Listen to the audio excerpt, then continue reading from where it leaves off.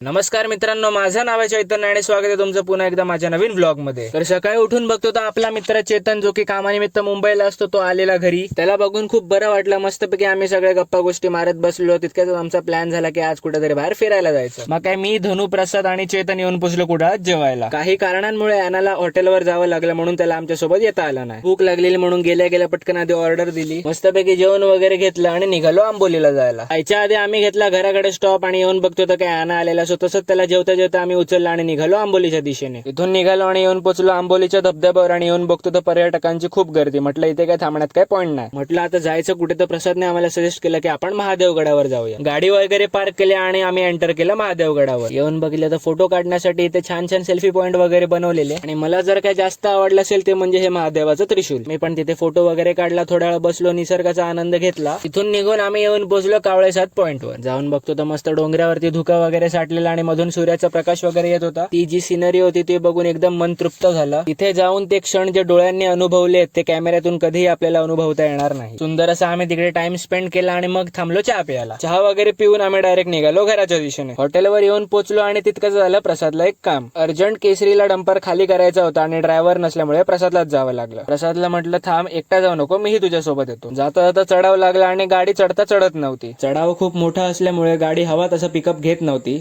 म्हणून सारखं सारखं आम्हाला रिव्हर्स घ्यावी लागायची। रात्रीची वेळ होती, आजूबाजूला काही दिसतही नव्हतं, पण दोघं असल्यामुळे दोघांनी मॅनेज केलं आणि कसा तरी चढाव क्रॉस केला। त्यावेळी कळलं की ड्रायव्हर लोकांची लाईफ खरंच किती कठीण असते। गाडी खाली करायच्या साईडवर आम्ही येऊन पोहोचलो, गाडी खाली वगैरे केली आणि येऊन पोहोचलो घराकडे। So that's it for today. जर व्हिडिओ आवडला असेल तर व्हिडिओला नक्की लाईक करा, शेअर करा आणि सबस्क्राईब करा। थँक्यू।